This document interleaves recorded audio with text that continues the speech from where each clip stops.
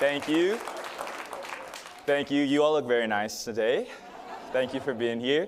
Good afternoon. I'm Kelechi Odunze. I am the CSUN Student Body President, and it is my pleasure. Thank you. It is my pleasure to welcome you to the 2026 State of the University Address. To everyone in the audience today, and those watching online at unlv.edu, with the aid of UNLV TV or listening to KUNV Radio, thank you for being here as we celebrate the progress of UNLV and look ahead to the opportunities before us. To begin our program, I invite you to join me in a moment of reflection as we view our land acknowledgement.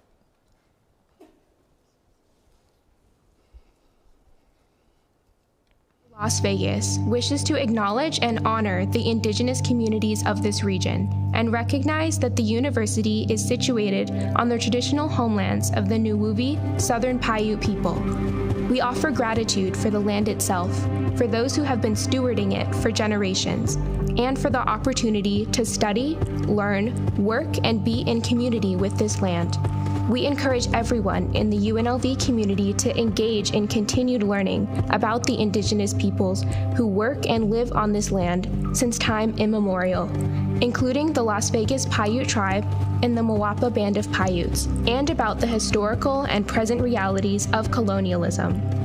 As one of the most diverse universities in the United States, UNLV believes it is important to recognize and appreciate the use of Southern Paiute land as part of its mission to be a welcoming and inclusive place for working and learning.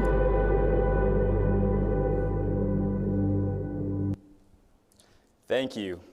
Now I ask that you please rise, if you are able, and remain standing for the presentation of colors by the UNLV Army and Air Force, ROTC Honor Guards, followed by the singing of the national anthem by UNLV vocalist Kayla Winslow.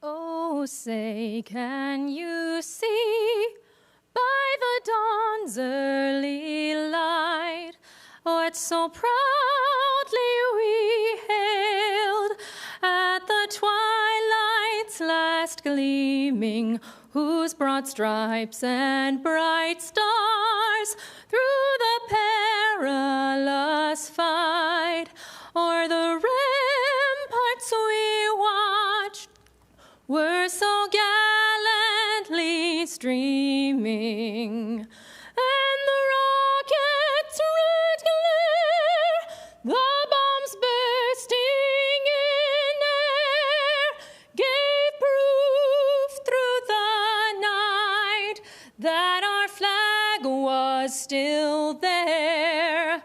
Oh, say does that star-spangled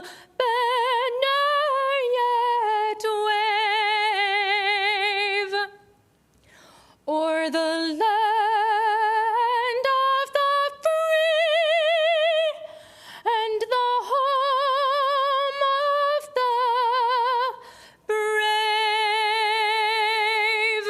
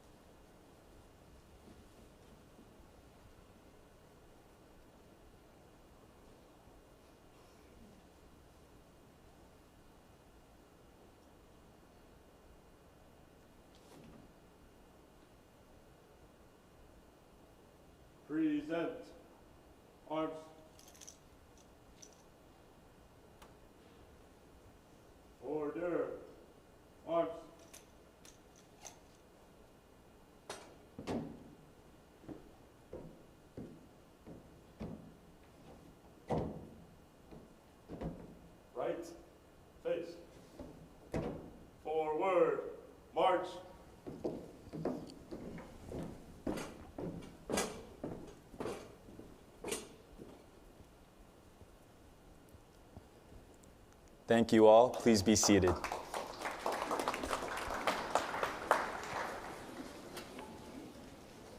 Thank you again. We are privileged to have so many distinguished guests, campus partners, and members of our community joining us today. From the Nevada System of Higher Education Board of Regents, we're honored to welcome Chair Byron Brooks. Thank you. Regent Amy Carvalho. Regent Carol Del Carlo. Regent Patrick Boylan. Regent Fernandez. And Regent Jennifer McGrath. We also have Vice Chair Goodman here as well. Nevada System of Higher Education Chancellor Matt McNair also joins us today. Welcome. We're also fortunate to have several members of the Nevada State Legislature in attendance, including State Senator and President Pro Tempore Marilyn Dondero Loop, State Senator Dina Neal,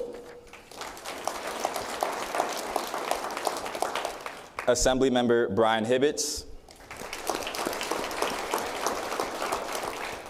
and Assemblymember Heidi Kasama. Closer to home, we are proud to recognize our local officials joining us, including County Commissioner and Chairman Michael Naft,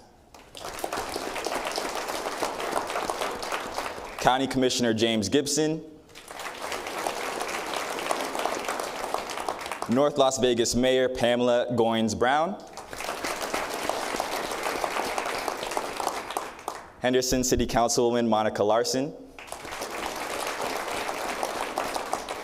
and Las Vegas Councilmember Brian Knudsen.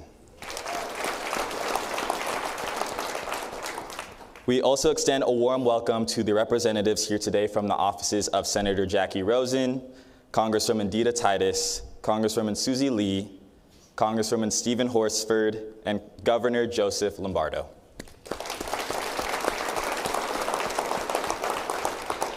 Finally, I want to recognize our UNLV Faculty Senate leadership in attendance today.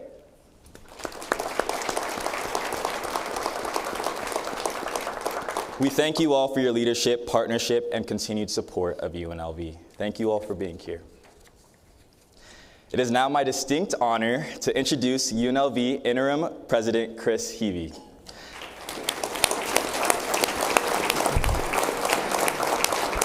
As a proud member of the UNLV community for more than 33 years, President Heavey has worn just about every hat on campus, from professor and dean to executive vice president and provost. So he truly understands what it means to be part of this university. Since being appointed interim president in April 2025, he has helped lead UNLV through an important and evolving time, always keeping students at the center of the conversation. Whether it's strengthening campus support and safety, continuing to move our academic programs forward, or building stronger connections with the Las Vegas community, President Heavey has focused on making UNLV a place where students can succeed and feel supported. A respected psychologist, he is also someone who values listening, which he does a lot in our meetings as well, making space for student voices, encouraging collaboration, and working to make sure our university is moving in a direction that reflects the people who are actually living and learning here every day. I want to take this time to give a personal story about my experience with President Heavey as the CSUN Student Body President. In one of our regular meetings where we kind of come to him to complain about some of the things that students are going through, he sat and listened to us. And one thing that we brought up during this discussion was the Tech Loaner program here at UNLV. And it's kind of a program that's in a Harry Potter-esque, under the stairs, kind of shabby room in our John S. Wright Hall on the second floor. And we were talking to him about it. We were talking about how this program helps so many students, but that it needs more support. President Heavey listened. He let us talk about it. He let us talk about how much it impacted students and how supporting it could impact so many more students. And so he wrote it down in his notebook and he said, I'm gonna see what I can do. The very same day, we got an email from the Tech Loaner program letting us know that President Heavey walked down there himself and asked how he could support the students and asked how he could support that program so we could benefit our student body. And that happens in every single meeting that we have with President Heavey. And so when I say that he supports students, he really does support students. And he listens to us, and sometimes we come in with big asks, but he tries to deliver. And so I really appreciate the partnership we've had with President Heavey. And as students, we know how important it is to have leadership that not only guides the university, but also shows up, engages, and cares about our experience. Please join me in giving a warm welcome to President Heavey. Thank you so much.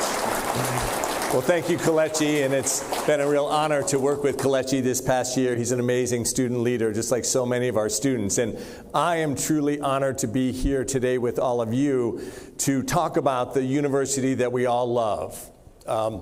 As you know, I've spent my whole career here and been able to see this place grow and prosper. It's been an exciting year, and we have a bright future in front of us. And so I want to talk about some of the things that are going on in the university and how we're trying to increase our impact in this incredible community. I talk about UNLV as an institution built by this community for this community, and hopefully that'll be evident to you by the time I'm done. I also want to thank the people who've come before me to make this institution so great. And I want to recognize President Miana, who's here. Let's give her an incredible round of applause. My friend and colleague, and then so many other presidents who made this institution what it is. And so I certainly feel the weight of leadership to make sure that I continue to steward the progress of this institution and hand it off to the next generation of leaders even better than it is today. So it's an exciting time. And as we say often, quoting Don Snyder, every great city needs a great university, and that is what UNLV is for this city. But before we talk about UNLV, I want to talk a little bit about the context of how I understand universities in the broader scope of human history. And I think about this issue a lot, and I use the metaphor of scaffolding. And some of you have heard me talk about this before, but probably most of the people in the room haven't. It's important to note that in our lives, and as said by Isaac Newton, I have seen further. If I have seen further, it is because I stand on the shoulders of giants. And for me, that represents the concept of scaffolding, which is that each generation builds on what those who came before them did. And that process has been throughout human history and has made a world that is truly extraordinary in so many unbelievable ways. Human beings have been around for about 300,000 years, and though these times have challenges, there has never been a moment or a place that is more special than this moment and this place. And I love doing this talk in this room, the beautiful Strip View Pavilion, because we get to look out on the extraordinary Las Vegas Strip. And now many of you can even see the sphere, which makes that view even better.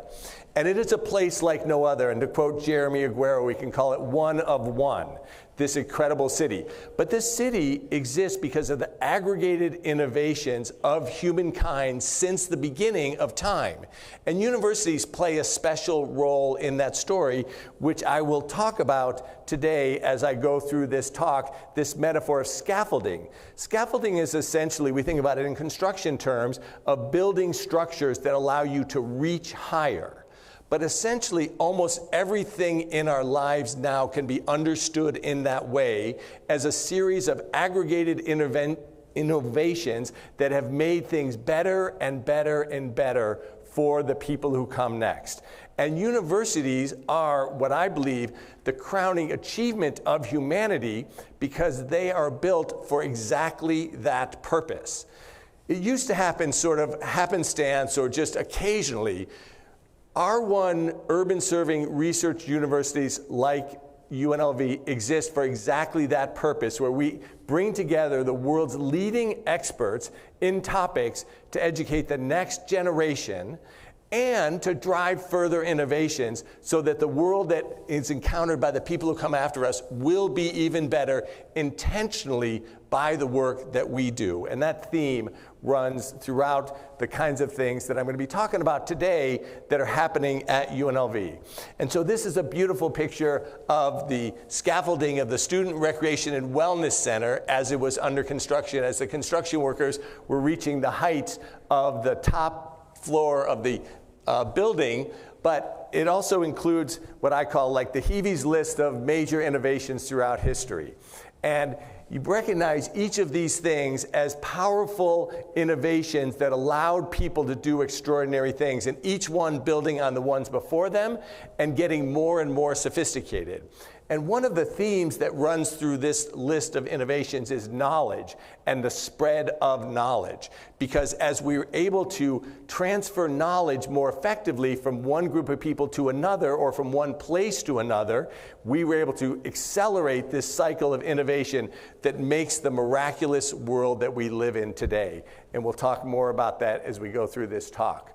And one of the things, as I said, that our ability to move these ideas around the world makes this cycle faster. I remember the time right before my wife is here today, Nancy Heavey, and right before we got engaged, she was in Japan. And when she was in Japan, it was a time where you couldn't make a phone call easily. And so she was gone for weeks at a time when I could barely talk to her. And now, the world we live in today, everything essentially transfers around the world at the speed of light. And we can talk to people in China, as we will talk about in a little bit, and all of the kinds of innovations. And it also is unique to Las Vegas, the connections that happen here as a city that welcomes visitors from around the world into this place. And so it's a unique environment in which to have this innovation ecosystem that we call UNLV, and one that we, I think, can be very proud of. And so to make this a little bit more concrete, I want to talk about the example of eyeglasses. So obviously scaffolding is a physical thing, so you can reach things that are higher up. But as I said, almost everything in our life can be thought of in this framework, and eyeglasses are a perfect example, because human eyes are generally believed to be our most important sense. Most of our brain is devoted to seeing. Actually, about the largest part of our cortex is devoted to our vision, but we often can't see very well because our eyes don't work that well. And so in Italy, in about the 13th century, someone came up with the concept of eyeglasses. And then in the 17th century, they started to understand the refractory properties of glass, and so they could make them much more precise in their correction. And then eventually they were able to have eyeglasses that dealt with astigmatism for even more advanced vision correction. And then it bounced over to the United States, and we ended up with bifocals, because Benjamin Franklin, our own Benjamin Franklin, came up with the idea of bifocals. And now we have the idea, and I asked Carol Del Carlo if I could have permission, the idea of actually inserting lenses into people's eyes to fix their vision as the lenses grow cloudy over time through natural aging. She can see better than she's ever seen before because her eyeglasses are literally have been put inside her eyeball by the level of innovation that we've achieved. And we'll talk more about even other newer things that are pretty amazing later in the talk. And so when I talk about UNLV, I consider it one of the most special places that exists in the world, because it exists fully for the purpose of empowering human progress through education and through innovation. And the most powerful thing in the world is an organization of people working collectively toward a similar purpose. And that absolutely is the case here at UNLV, where people are focused on our mission of improving lives through education and engagement. And one of the things I often say about UNLV is that we change a lot more lives than we'd Stanford or Harvard or any of those other schools, because we take in a lot more students, we operate at scale, and we educate so many students who wouldn't get a college education if they weren't able to come to UNLV, and they certainly wouldn't get an R1 research university college education if they didn't come to UNLV. And so what we're doing here is truly amazing in our educational mission. And as we'll talk more about some examples, this notion of discovering new innovations, things that are almost unbelievable, this next level to advance people's well-being even further. I don't know what she's discovering in this picture, but she seems very happy about it. And we'll talk about some examples of particular innovations that particular faculty members are doing. Now, if we are an institution built by this community, for this community, we want to think about what are the unique characteristics of this community. So it's not just the Las Vegas Strip, but it's this extraordinary history of Southern Nevada. And so it's incredible to think that in early 1950s, some people realized what this place could become enough to think we need our own institution down here. Long after the land grant institutions were given land by the federal government, some private citizens bought up 400 acres of land to make UNLV a university, Nevada Southern University, in 1957, opened, and we get to see these historic pictures of Maryland Parkway without red cones. But I will say that I want to thank the county commissioners. We are so excited about what Maryland Parkway is going to look like when it's done. It's truly appreciate the investment, because Maryland Parkway is an important part of our campus. This is 1960, actually, Maryland Parkway, mostly a dirt road, and 3 original campus buildings, 2 of which still stand today, but our Dean of Fine Arts sure wants to tear one of those down. Where's Nancy Usher? So we need to tear that Grant Hall down and build a beautiful new building for our Fine Arts School. And I could spend all day looking at these historic photos. I love these things. 10,000 students in the year 1980. The administration building is there now, FDH, the tallest building on campus. The dorms, and we can see the campus starting to take shape. And then today, the thriving metropolis that we call Las Vegas, that has exploded as a community. And because it has exploded, it has tremendous educational needs for professionals and the kinds of graduates that a university like UNLV is producing. And we're proud that most of our students come from Las Vegas metro area, and they stay in Las Vegas metro area. And so we are having impact at scale in this community. So, Rebels make it happen. What is it that we're trying to make happen? Let's start with the notion that we exist as a public good. The only purpose of UNLV, the reason it exists, the reason taxpayers give us money, is to make this community better. And that is absolutely our focus every day in our mission. It is also not just one of the most special places that exist, but one of the most complex places that exist. I think maybe the most complex kind of institution that exists in the world, because we do so many different things at this university. We have radioactive labs, research, we have housing, we have food, we have everything at this university. And so now I'd ask all of our deans and all of our cabinet members in attendance, could you guys all stand up so we could recognize you and give you a round of applause?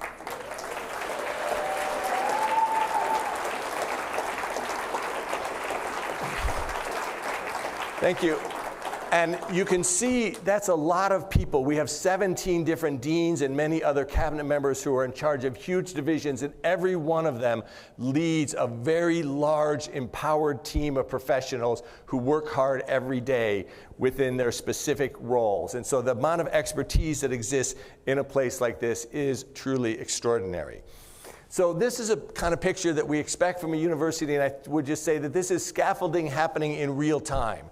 Right? This is an instructor engaged directly with students to pass on the latest knowledge and skills to those students in order for them to go out into the world as more empowered actors. But I want to make sure that we also recognize all of the people who make our mission possible, because it takes far more than just the faculty teachers and professors to make this possible. All of our classified staff, all of our administrative faculty, we have more than 4,500 employees. A week from today, we're going to celebrate our wonderful classified staff. About a month ago, I had the opportunity to do a tour of the physical plant with our classified staff, and believe me, we have every kind of shop you can think of. We do all the things that, woodworking, metalworking, paint. The landscaping crew is amazing. The number of buildings, essentially, we have more than 100 buildings on this campus, tens of billions of dollars worth of physical plant that make possible what we do here today. So we're excited to recognize and support our people. And as we do that, I just want to talk a little bit about how we track the well-being of our people. Our biggest asset is always our employees. And so we use the Great Colleges to Workforce Survey in order to check the overall well-being of our faculty and staff. And we do this survey every 3 years. We did this survey in 2025. And in 2025, our results definitely showed significant improvement, where we were up about 11.5% in overall job satisfaction, 13% in the sense of inclusion and belongingness, and faculty and staff well-being up about 10%.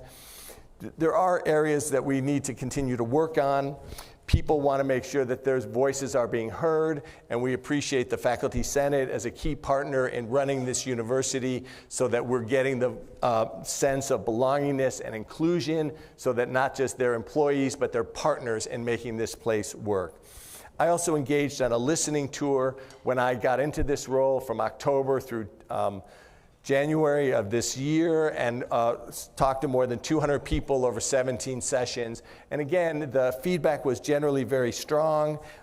They were very positive and focused on our mission. One of the things that people say when they talk to people at UNLV is everyone who works here believes in what we do, because they know how special it is every day to have the chance to improve the lives of the diverse, often first-generation students who come to this campus. And so they're proud of what we do. They do want to make sure that we understand that they're a little bit worn out. It's been a tough time. It's been a tough few years. The tale of COVID, and we'll talk a little bit about that in a minute, in the sense of needing enough resources in order to get their jobs done is definitely a very salient thing, and something that we're going to have to be cognizant of going forward. So it was valuable times with faculty and staff, and really appreciated all the input that we heard from them. Now, how are we doing overall? I want to talk about some of the key performance indicators. What is the health of UNLV? And these are 3 of the key performance indicators of every institution. They are our graduation rate, our enrollment, and our research expenditures as an R1 research university. Every one of these metrics is at a record level right now. And so UNLV is doing incredibly well in the key areas that we focus on, and we should be all proud of that. It's absolutely a team effort. We're also doing pretty well with these teams. We're pretty excited about what's happening. We just finished our 3rd bowl game in a row down in Frisco, Texas. We had a great visit. We didn't win that game, but it was a great trip. And we were excited to have the County Commission welcome the CFP Championship to Las Vegas next year. And so we're aiming to be in that game so we can end at home if we can. So Harp, let's see if we can get that done. But our programs are doing really well across the board. And other key indicators. I was in the room when we first learned in 2018 that we had achieved R1 status, and at that time we had just made it over the line. We remember, like, they drew a line of a bunch of different metrics, and we were just on the right side of that line to be called an R1 institution. Now we are squarely inside that line. We're not even close to that line. We are and will always remain, I believe, an R1 institution. We also are so proud to have earned the Carnegie classification for community engagement. And we do this with our own passion and our own dollars. I want to congratulate Constance Brooks and Tamara Marino from the Office of Government and Community Engagement. I know she's here somewhere. Where's she hiding out? There she is. We just had our Community Engagement Expo recently, where we invite in community partners to talk about the engagement that they have with our university and our students, and they were so proud and appreciative of the collaborations that we're able to create. We have too many of these things to mention. It was a 2-hour event where they talked about all of the different connections, but we are absolutely serving this community every day in ways that we are proud of. We're also proud to have earned the Seal of Excellencia as the first institution in the state of Nevada to earn the Seal of Excellencia that says that we're serving all of our students very intentionally, including our Latino students, and we're proud to say that our Latino students are the largest incoming demographic to our students, and there is no achievement gap with our Latino students.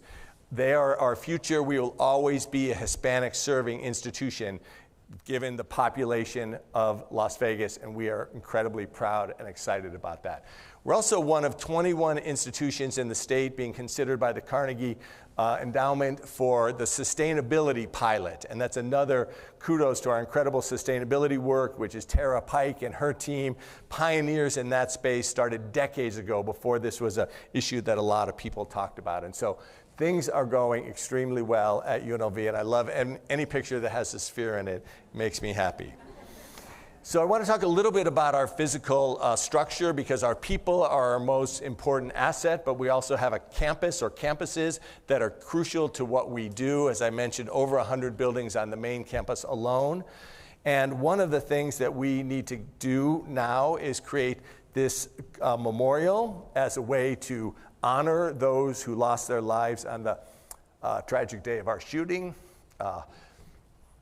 On December 6, 2023, 3 beloved faculty members lost their lives. We'll never forget them. We have a beautiful design for our memorial garden, which will be a place for people to spend some peaceful time reflecting. In the next few weeks, we'll start a capital campaign in order to raise money for this garden, and we're going to get this thing built next year so that people have a space to remember that tragic day, but also to find peace and comfort in the community that we have together. Excited to start taking more young rebels into our amazing Early Childhood Education Center.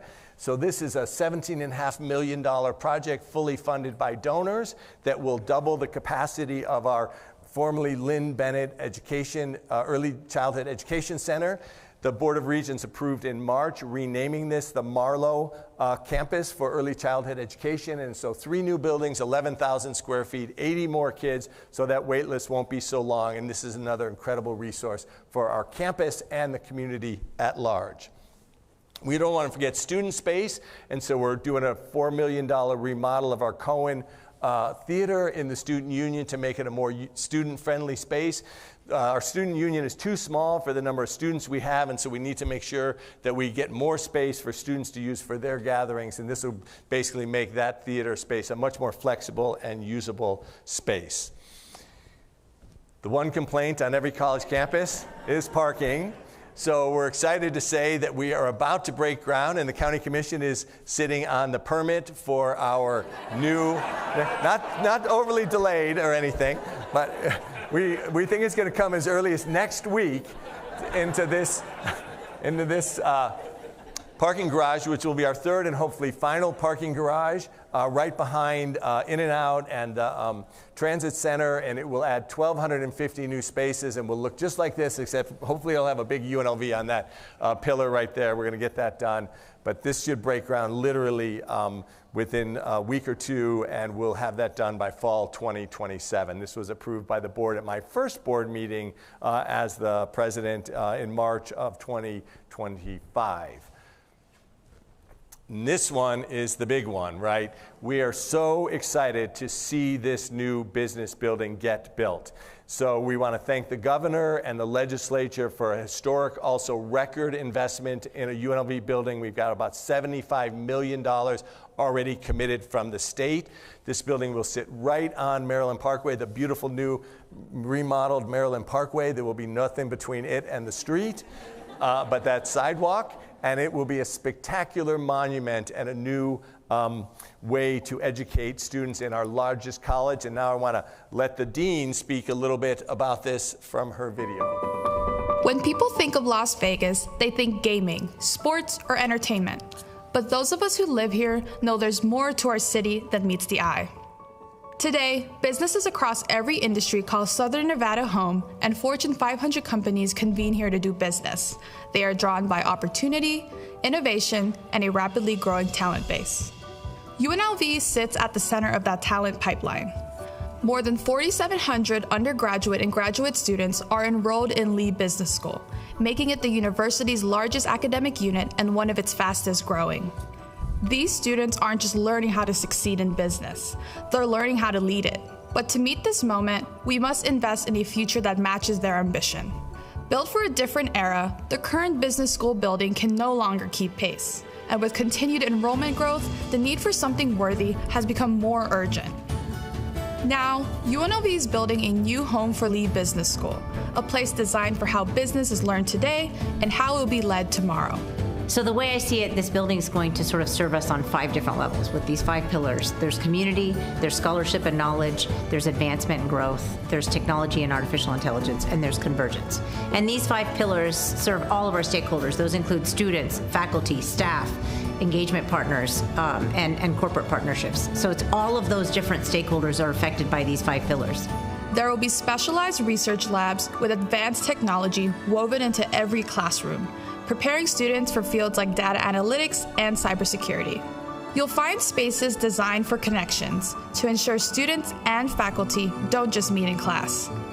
And public-facing spaces will bring industry to campus, creating new opportunities for mentorship, workforce partnerships, and real-world experience. Placing the new building at the front door of our Maryland Parkway campus is strategic. It sends a clear message to our partners that the future of business is built together. We know at the business school that our responsibility lies not only to our students, our faculty, our staff, our alumni within our college, but also to the community outside. And we know that a lot of what makes us work is how we feed the community. Whether it's with knowledge, whether it's with students, in whatever way we can provide to the community, ultimately that's what our value is. And so for us, that's our core, that's what drives us, that's what we worry about, that's what we think about every day, is how do we help our community? How do we uplift our community?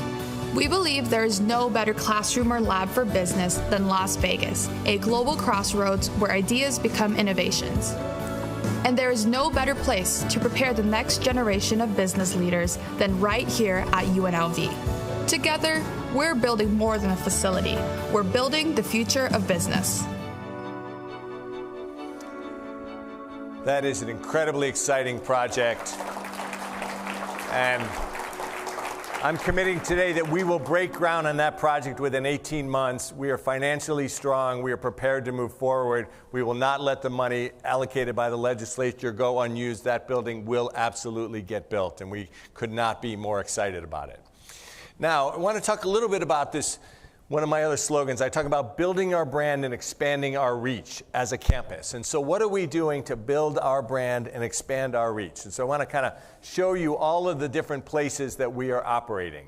So looking into our beautiful main campus on Maryland Parkway, we are adding new programs at a very high clip, 17 amazing new programs since 2021, like the amazing cybersecurity program, that has an enrollment 5 times what was projected when that program was approved by the Board of Regents. This is one of the most difficult to fulfill jobs in the country. There's hundreds of thousands of vacancies in cybersecurity, and so we're really proud of that program that's run by the College of Engineering and the Lee Business School.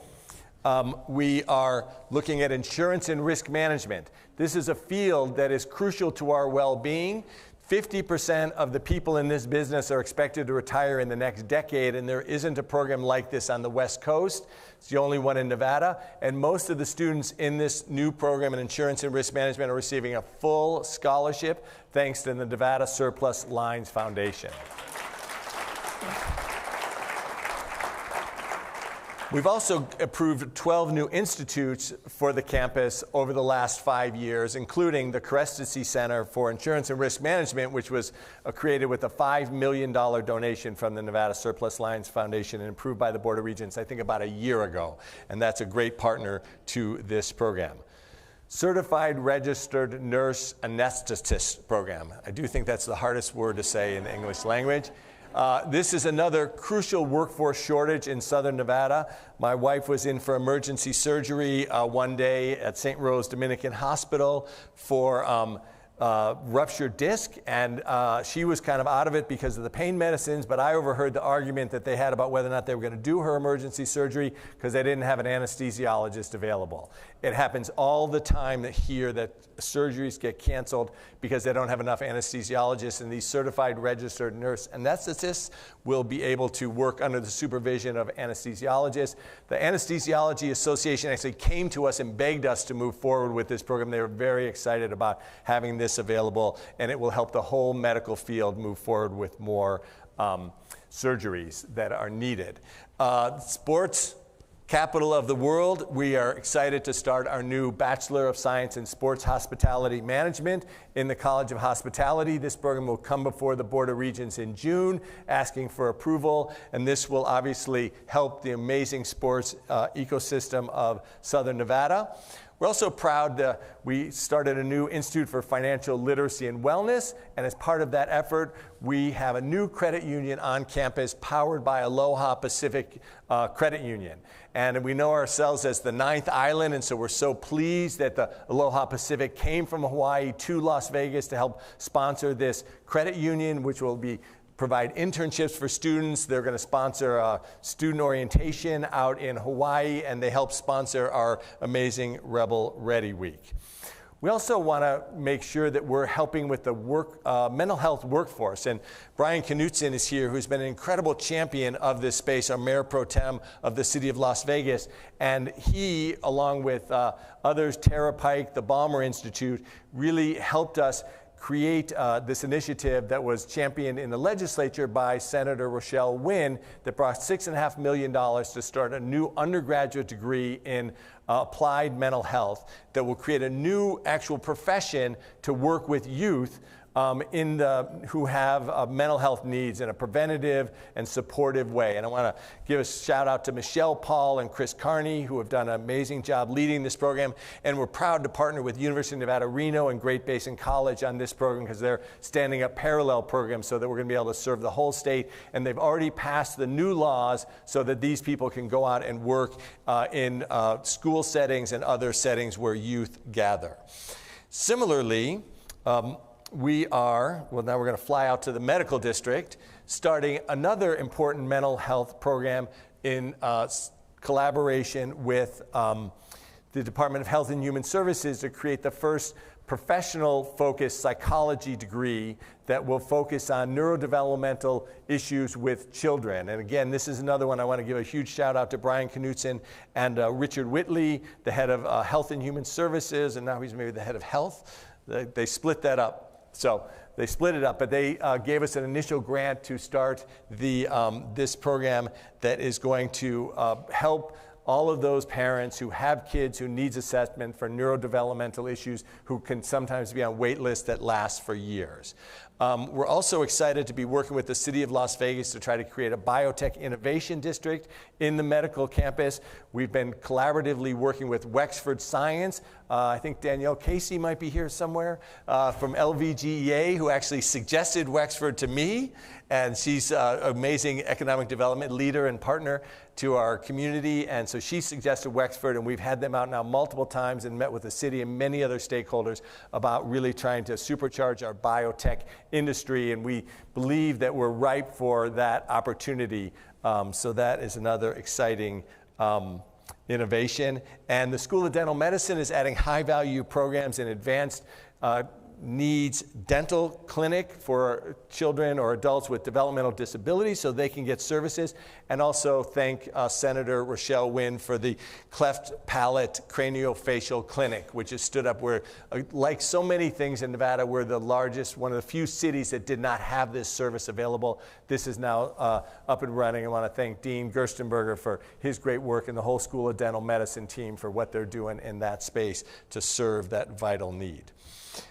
Now, it doesn't end there. We're very excited to be out at our Research and Technology Park, which a lot of people know for Blackfire Innovation. Great things happen there already, but bigger things are coming. This is a picture of the Children's Hospital in Lehi, Utah, which is half the size of the Intermountain Health Children's Hospital that's going to be built in our Research and Technology Park. We have a groundbreaking ceremony scheduled for October. Another time where we're one of the largest cities in the country that does not have a standalone children's hospital, and so we're really excited to welcome Intermountain Health to our campus. Going over to the historic west side, we're excited to partner with the county and Commissioner McCurdy and Shawnee Coleman on this amazing project, the Clark County Micro Business Park, to make sure that we bring our business creation expertise out into the historic west side, to make sure that we're bringing opportunity out into the community. This is a great project, and I want to thank Zach Miles for his leadership on this collaboration. And we're hoping to see UNLV on that building, but we haven't quite negotiated that. Where's Zach yet? See what we can get that done.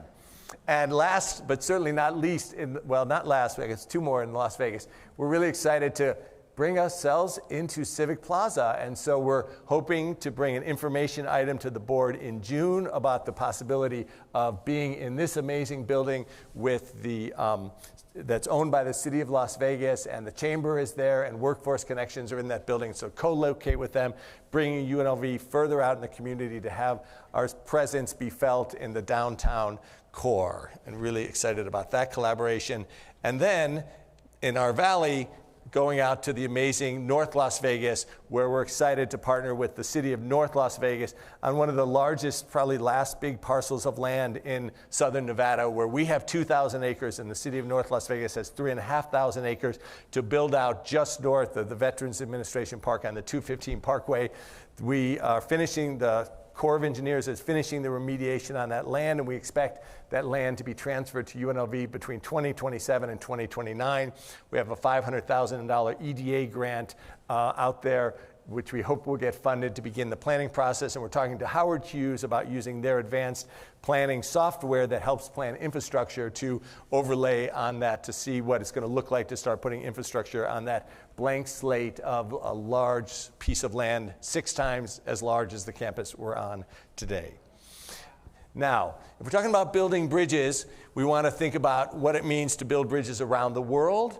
And I've always believed that the partnerships between the US and China in particular, and the relationships around the Pacific, are going to be defining characteristic of the 21st century. And we're so proud to partner with SANS Corp on the SANS Institute for Chinese Language and Culture. This is a picture of our amazing Chinese Lunar New Year celebration. Hua Jing Maskey, stand up Hua Jing. She's doing great work. If you haven't met Hua Jing, she's going to bring a smile to your face. She's an amazing leader. She came to us, I think, from the Wayne State and Kentucky, with tons of experience and tons of connections around the world, and is really bringing the SANS Institute for Chinese Language and Culture to life, including Chinese Medicine Week today. And my wife was there yesterday for some of the Chinese Medicine Week programming with some of her aqua buddies from Lifetime. Took them over there. So we're bringing the community into the campus as well. So if we're going to build our brand and expand our reach, we're not going to stop at our borders.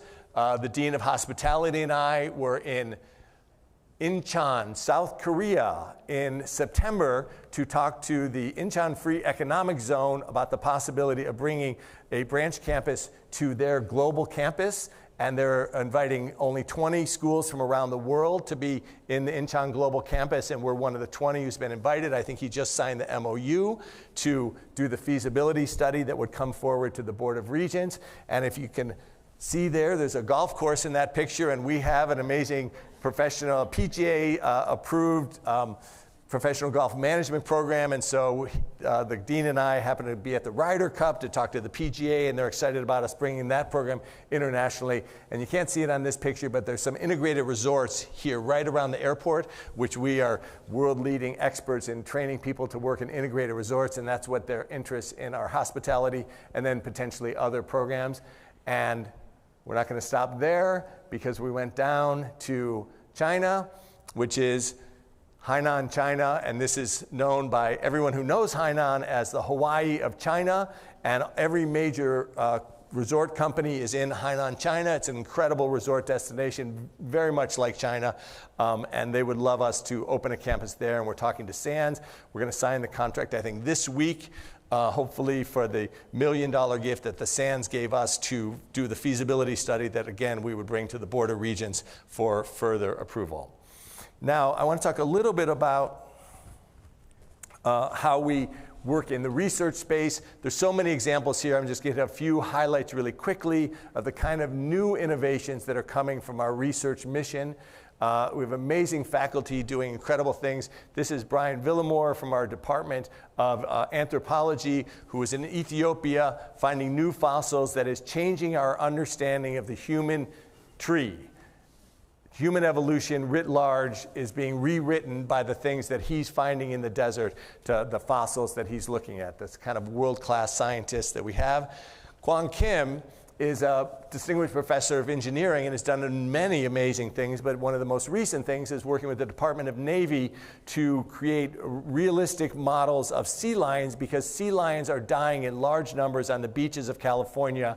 And he created models that allow them to do the 3D models, including with blood flow, to do the testing that's necessary in order to train veterinarians how to help these sea lions that are being getting sick from toxic algae blooms. And then these models will then help also create lifelike models of human beings that will advance our ability to do medical procedures as well. So it's extraordinary work that he's doing, funded by the Department of Navy. And this is a really mind-blowing one that is going to bring us back to our vision. So we have eyeglasses that help us see better, and then we have cataract surgeries that really help us see better. But one of the things we can't do is regenerate our eyes if they get damaged, but they're working on it.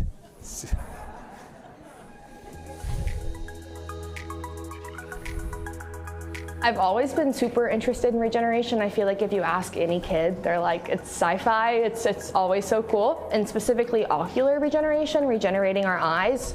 Almost everyone I know has a problem with their eyes, and inevitably as we get older, we're gonna have issues. And so I think it's a field of research that could touch so many lives and be really impactful. Our favorite model is the African clawed frog, and this animal has very high regenerability. From its larval stages even to its adult stages, it can regenerate multiple different types of tissues, including the limb, its retina, even its optic nerve. We are looking to build a blueprint for eye regeneration and eye tissue regeneration, and we're hoping to compare what we understand from studying the frog model to what we know about human eye health and human eye repair, and hoping to make links between those two. It can help us to understand how we can make new therapeutics to help humans repair their wounds and injuries. I think it's just kind of fulfilling a dream of being in graduate school, getting to do research as part of my education. And then what we're studying is novel, right? We were the first people to make this observation in the lab. And so getting to answer questions that no one's asked or answered is just such a unique opportunity I'm really grateful for.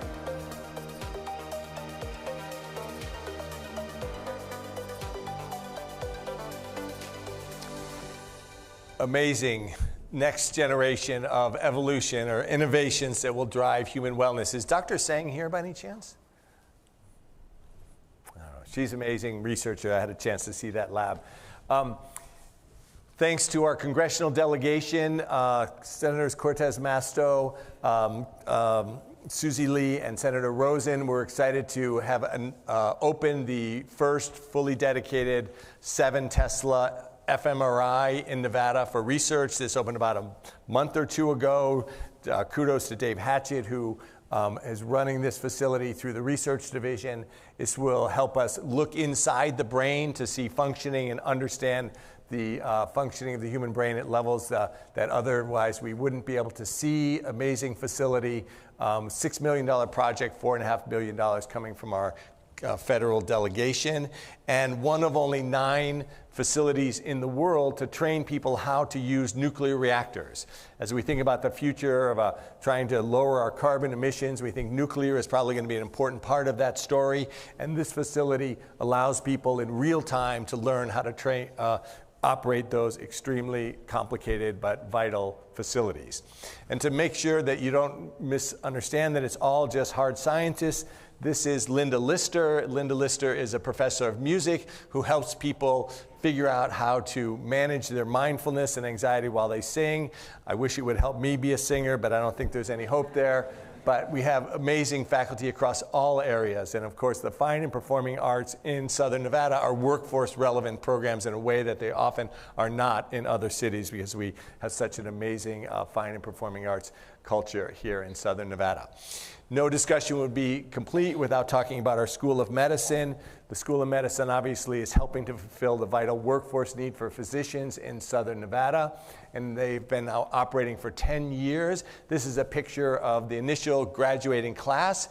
2 of our doctors who are married, Dr. Lauren Hollifield and Damian Medrano, and now that they've been out for 5 years, they've finished their residencies, and because we try to focus on educating people who have a connection to Southern Nevada, they're coming back as a radiologist and a anesthesiologist. Just what we need here. And that picture before was at the Shadow Lane campus. Now we're so pleased to be in the amazing medical education building given to us by NHBC, and so we want to thank those donors. It's a world-class facility that allows us the state-of-the-art medical training, including in our advanced anatomy department. We should give a shout out to Dean Barbara Atkinson, our founding dean, and who's here today, who's done so much to drive that forward. And congratulations to Dean Allison Netsky for the reaccreditation of the School of Medicine, that they had a visit in the fall and found out in February that they got full reaccreditation. Dean, stand up. And we're adding Nevada's only rheumatology fellowship, and on our vision theme, working on an ophthalmology residency, which will hopefully open in 2027 in partnership with Dr. Lloyd Hildebrand. So really important stuff being done there. Now, I want to talk a little bit about the future, and then we'll wrap up here. So this is a picture looking west from our beautiful new advanced engineering building, the newest building added to our campus. But one of the things I want to say about the future of higher education is there are storm clouds on the horizon. And so those of us in the audience who are old enough might remember that Dustin Hoffman was given one word when he graduated from college that he should focus on. Plastics, right? Nowadays, I think for higher education, it's going to be transformation. This is a really unique moment in the higher education landscape with all of the forces that are coming into play to change what we do. And in general, no one has ever said operating at the speed of higher education is a compliment. And so we need to be realistic about what's coming down the pike. There's a demographic change where people are having fewer children, so there's going to be fewer children coming to college in the coming years. COVID has created significant learning loss. Social media is realistically degrading people's ability to pay attention to things for a long period of time because social media is so engaging. People want to get their things in 15-second bites of excitement. And people are questioning the ROI of college in ways that they haven't before. And so a lot of people are choosing not to go to college, even though the data continue to suggest that college is extremely worthwhile. There are financial challenges as states lower their investment in higher education. That's happened slowly in Nevada over the last 15 years or so until the cost of living raises, which was a substantial historic reinvestment in higher education. We're really thankful for that. And no conversation about the future of higher ed would be complete without AI.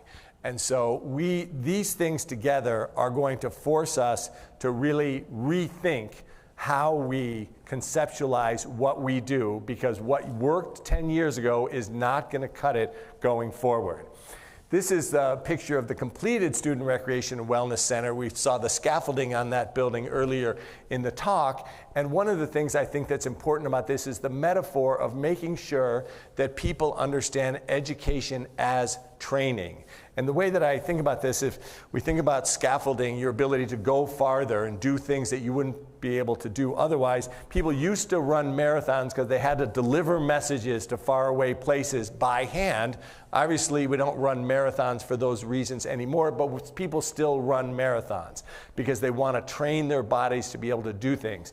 And that's the way we need to think about education and get our students to think about it. Just because AI can do their assignment for them doesn't mean they shouldn't learn how to do it themselves, because they're going to need those skills in their repertoire. And so we're going to have to be nimble, and we're going to have to create scaffolding for our faculty, staff, and students in order to make sure that we can be successful at this moment. So what do we need to do? We need to make sure that courses are easily accessible to students, and we've grown dramatically in the online space in the last 10 years. We now have 46 fully online programs. We have about 20,000 students taking online courses every semester. And so we've done a great job of making sure that students can get the courses when they need them, where they need them. We also need to bring it out in the community. So we're spreading out our lifelong learning, which is now across the street on Maryland Parkway, and hopefully not too long will be in Civic Plaza and other places around the valley where people can take their courses when they need them. We need to make the credentials smaller, and so now what we're building is micro-credentials. 4-year degrees are right for some people, but not for every people. And so now we've created about 45 different credit-bearing micro-credentials, because it's really becoming a skills-based economy rather than a degrees-based economy. What is it you can do, and what do you need to be able to show an employer that you have learned? And so we're doing a lot of work to make sure that we shrink those things down and put the micro-credentials in place. And I want to congratulate our provost and our Associate Vice Provost Kate Corrigan, who's right here in front, and Jake Thompson back there, and Beth Berry, our Vice Provost for Transformation, Innovation and Teaching and Learning, doing great work to make sure that we keep it bite-sized. We also need to support our faculty and staff, because it is an anxious time in higher education, and they are struggling with how to teach the students of today and how to confront the AI challenges that are ubiquitous in the higher education environment. And so we are, through our Teaching and Learning Commons, and through our AI Fellows program, giving faculty the opportunity to retrain and rethink how they do their teaching. And I want to give a big shout out to Bob Solier, and who has done a great job of, and Beth Berry is probably here somewhere, not sure where, creating opportunities for faculty and staff to learn about how AI impacts their work and how it can be used to empower their work. And is a great example of how a university can be a resource to a community. Bob and his team were out talking to the raters because everyone has the same question. And so they gave a great presentation to the raters about how AI can empower their work in the sports and education environment. And they were going to be asked back to talk to the whole leadership team now because it was so successful. And so that's a great example of what a university does about bringing in world-leading experts and making them available to our students and to our community. And so we're going to need to make sure that we continue to scaffold the work of our faculty and staff in this space of AI so they will know how to incorporate it into their work. Another thing we've done related to this is Auburn University has a class that they've stood up. They teach faculty how to incorporate AI into their own classes. We've already had about 60 faculty complete that class, and we've got about 175 more faculty enrolled to take that class, all that which we're paying for. And so that's a picture of the AI empowered campus, just kind of as an image to look at, and it is amazing what it can do. So, for example, when I was sitting on the couch late one night, couldn't sleep, thinking about this talk, and I was thinking about, well, what's an eyeglasses example? What's the history of the innovation of eyeglasses? It took me 3 minutes to get a presentation-ready display of the history of the innovation in eyeglasses on my couch, on my phone, right? And so that is the environment that we live in. And so we need to make sure that we are thinking about that and understanding that teaching will continue to be relational, and that importance is the relationships that we're building with the students to guide them as their journey and help them with their life design perspective. And so, given my voice is wearing out, and we've kind of hopefully convinced you that there's a lot of great things happening on this campus. It's an exciting time in higher education, but it's also a scary time. UNLV is here for this community, and we will meet this moment. We are doing incredible things on this campus. All of the faculty and staff are contributing to the really unbelievably important mission that we have, and we're excited to move forward into the 21st century as a beacon of light in this community that empowers human ability to contribute to the world and to make it a better place. So the future is bright. Thank you for being here. We're proud of what we're doing. This is everything we are. A university born and raised to grow an entire community. Here to bring our hometown, the town we love, the kind of world-class education that changes generations, and the brand of top-tier research that drives progress. This is everyone we are. People who are persistent in our work to make Nevadans' lives better. People who are purposeful in being the change makers our community needs.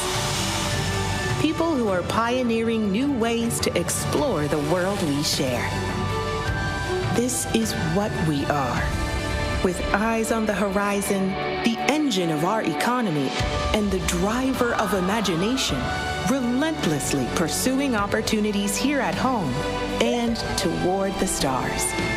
We are pushing every boundary because we are here to serve our community and power its success. We are exploring, solving, teaching, and leading.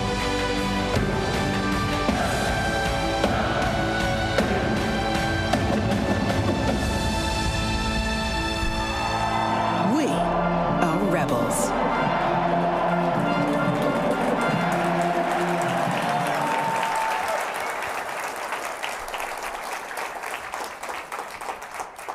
So thank you once again for coming today. Thank you for your partnership. We are so proud to serve this community, and we are so proud to call you our friends and supporters. So thanks for everything you do for us, and we're excited to continue on this journey together. Please stay for a little bit and join us for a reception, and go Rebels!